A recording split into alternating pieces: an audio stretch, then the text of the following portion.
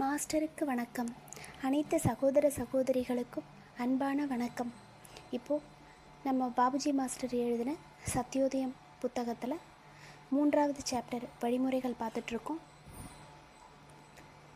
இதில் page number 29, 30 master இந்த பேஜில் என்ன சொல்லியிருக்காங்க அப்படிங்கிறத பற்றி பார்க்கலாம். வாழ்க்கையில் நமக்கு ஏற்படுற துன்பங்கள், துயரங்கள், இதை பற்றி மாஸ்டர் பேசியிருக்காங்க. துன்பங்கள், துயரங்கள் இது வாழ்க்கையில் ஃபுல்லாகவே இல்லாமல் போகிறது அப்படிங்கிறது நடக்காத காரியம். அது இயற்கைக்கு மாறான ஒரு விஷயமும் கூட. உண்மையிலேயே அது நமது மேன்மைக்காக ஏற்பட்டது அப்படிங்கிறத சொல்கிறாங்க. ஒரு நோயாளிக்கு ஆரோக்கியத்தை கொண்டு வரணும் அப்படின்னும்போது எப்படி மாத்திரைகள் கொடுக்குறாங்க, அதே மாதிரி ஒரு நல்ல பொருளை கூட நாம் தவறாக பயன்படுத்தினா அது நமக்கு தொந்தரவை தான் தரும். அப்போ அதே மாதிரி தான் துன்பங்களினுடைய விஷயமும் அப்படிங்கிறத சொல்கிறாங்க. எதையுமே சரியான காலத்தில் சரியான முறையில் நாம் சரியாக உபயோகித்தோம் அப்படின்னா நாளடைவில் அது நமக்கு நல்ல பலனையே தரும் அப்படிங்கிறது உறுதி. அப்போது துன்பங்கள் நமக்கு ஒரு வழிகாட்டியாக இருந்து நம்மளோட வழியை நமக்கு சரி பண்ணி கொடுக்குது அப்படிங்கிறத சொல்கிறாங்க. சாதாரண வாழ்க்கையில் இருக்கிற மனிதனுக்கு அவன் சரியான முறையில் உருவாகணும் அப்படின்னும் போது துன்பங்கள் மிகவும் உதவியாக இருக்கின்றன அப்படிங்கிறத சொல்கிறாங்க. அதாவது நமக்கு வரக்கூடிய அந்த துன்பங்கள் அப்படின்னும் போது அதுக்கு நாம் எதிர்ச்செயல் புரியக்கூடாது. 5வது நியமம் நமக்கு சொல்கிற மாதிரி துன்பங்களை உங்கள் சொந்த நலனிற்காக இறைவனிடமிருந்து வருபவை என ஏற்றுக்கொண்டு நன்றியுடன் இருங்கள். அதாவது துன்பங்கள் நம்மை உயர்த்துகின்றன. The way to progress is the way of suffering அப்படின்னு சொல்லுவோம் இல்லையா? இப்போது அந்த மாதிரி தான் லாலாஜி மாஸ்டர் நமக்கு 3 விதமான விஷயங்களை சொல்லியிருக்காங்க. அதாவது கில்லத், கில்லத், ஜில்லத் அப்படின்னு. இல்லத் அப்படிங்கிறது நம்மளுடைய உடல் நலம் முழுமையாக இல்லாமல் சற்று குறைவான நிலையில் இருக்கிறது. கில்லத் அப்படின்றது நம்ம பொருள் செல்வத்தில் ஃபுல்ஃபில்லாக இல்லாமல் கொஞ்சம் குறைவான நிலையில் இருக்கிறது. முடிவாக சொல்கிற ஜில்லத் அப்படிங்கிறது அதாவது நம்மளை சுற்றி விமர்சனம் பண்ணுறதுக்கு ஒரு 4 பேரை எப்போவுமே நம்ம கூட இருக்கணும், எல்லாருமே நம்மளை பார்த்து சூப்பர் அப்படின்னு சொல்லிட்டா நாம் அடுத்த கட்டம் முன்னேறாமல் போயிடுவோம் இல்லையா? அப்போ அந்த ஆக்கப்பூர்வமான விமர்சனங்களை அப்பப்போ நாம் அதை ஏற்றுக்கணும், அது நமக்கு கிடைக்கணும் அப்படிங்கிறத சொல்கிறாங்க. அப்போது அதுதான் துன்பங்கள் அப்படிங்கிறது நம்மக்கிட்டேருந்து வெளியில் போகிற, அதாவது நமக்குள்ளே சேர்த்து வச்சிருக்கிற அந்த சமஸ்காரங்கள் எல்லாமே போகத்தின் மூலமாக வெளியில் போகுது அப்படிங்கிறத நாம் சரியாக புரிஞ்சுக்கணும் அப்படிங்கிறத மாஸ்டர் சொல்கிறாங்க. அப்போது அதுக்கு நாம் எப்படி இருக்கணும் அப்படின்னு சொல்கிறாங்கன்னா, இப்போது உதாரணத்துக்கு ஒரு சின்ன ஒரு கோப்பையில் இருக்கிற ஒரு தண்ணீரை நாம் உழுக்கிறோம் அப்படின்னும்போது அந்த அசைவு அப்படிங்கிறது அந்த கோப்பைக்குள்ளே ஒரு அலைகளை ஏற்படுத்தும் இல்லையா? ஆனால் கடலில் போய் அந்த நீரை கலக்கணும் அப்படின்னா அந்த கடலுக்கு ஒன்றுமே ஆகாது. அதே மாதிரி ஒரு சின்ன கரண்டியில் கொஞ்சமாக பாலோ இல்லை மருந்தோ ஊற்றும்போது நாம் கவனமாக விடலை அப்படின்னும்போது அது கீழே வலியும். ஆனால் லிட்டர் கணக்கில் பாலை கடலில் விட்டாலுமே அது நிரம்பி வழியாது. அப்போது இதே மாதிரி தான் நமக்கு மகிழ்ச்சியும் கவலை இது எல்லாமே குறுகிய மனதை, அதாவது குறுகிய இதயத்தை கொண்ட ஒரு மனிதரை தான் பாதிக்கும். இதயம் கடல் மாதிரி பறந்து எல்லையற்று இருக்கும்போது அலைகள் எவ்வளவு பெருசாக உயர்ந்தாலும் அது ரொம்ப ஆழத்தில் விழுந்தாலும் அந்த வரம்புக்குள்ளேயே தான் அது இருக்குது. அது ஒரு நாளும் வெளியில் வர்றதில்லை, யாரையும் தொந்தரவும் செய்யறதில்லை. அப்போது அதுக்கு தான் நம்மளுடைய இதயத்தை ஒரு பறந்து விரிந்து வச்சுக்கணும் அப்படிங்கிறத சொல்கிறாங்க.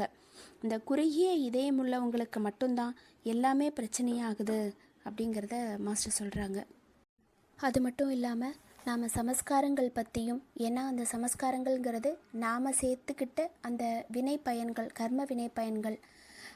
போகம் அப்படிங்கிறது அது நம்மக்கிட்டேருந்து வெளியில் போகிறதுக்காக இயற்கை நமக்கு ஏற்படுத்தி கொடுத்த ஒரு ப்ராசஸ்.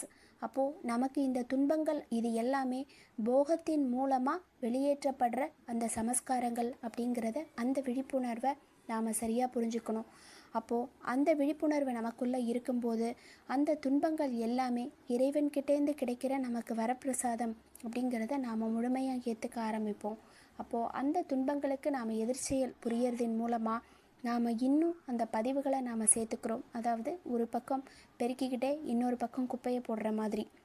அப்போது அதை நாம் இறைவனுடைய பிரசாதம்னு முழுமையாக ஏற்றுக்கும் போது அது நமக்கு சரியான வழியில் அந்த துன்பங்கள் கூட நமக்கு பயன்படுது அப்படிங்கிறத சொல்கிறாங்க.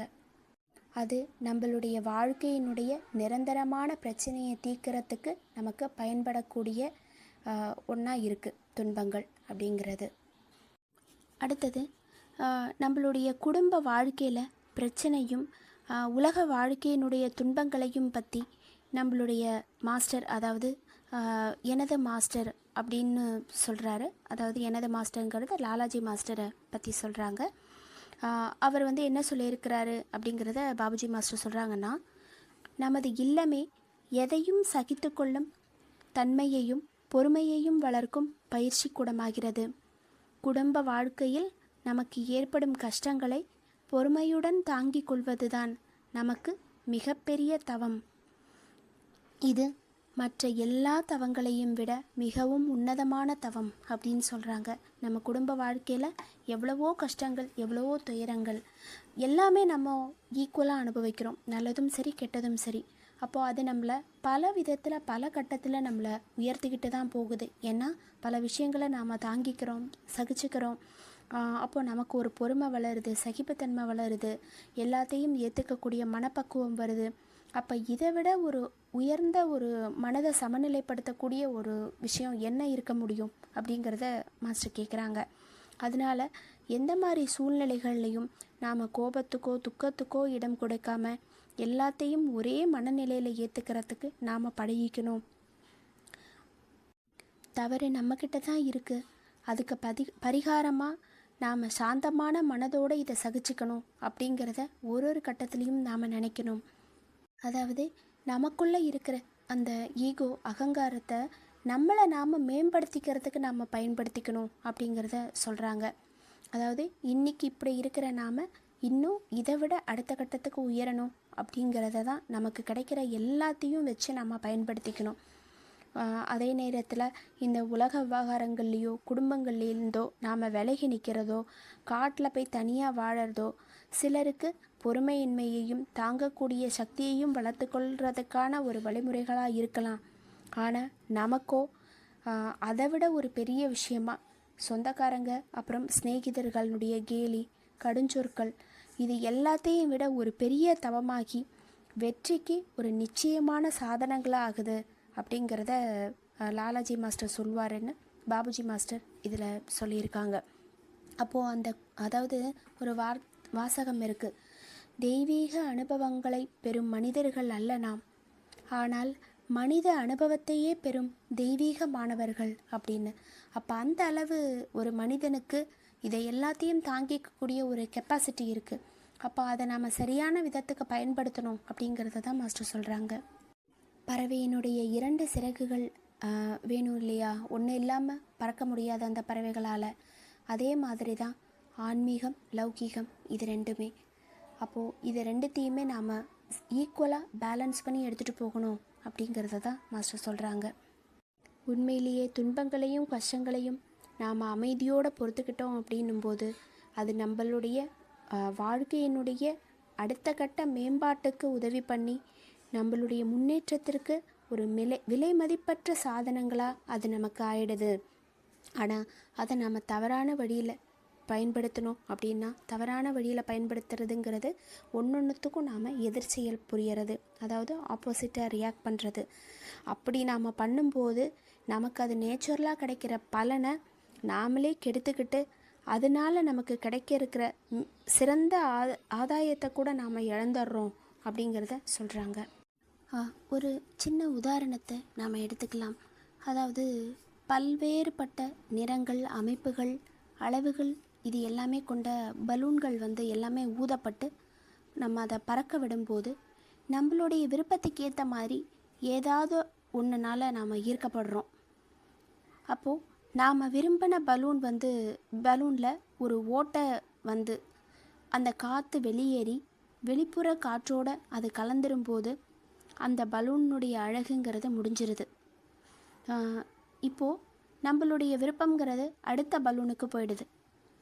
அப்போ பலூனுக்குன்னு தனி அழகு அப்படிங்கிறது எதுவுமே கிடையாது அப்படிங்கிறதையும், அந்த பலூனில் இருக்கிற காற்றுக்கு தான் அந்த அழகால் தான் நாம் ஈர்க்கப்படுறோம் அப்படிங்கிறதையும் நாம் சரியாக புரிஞ்சுக்கணும்.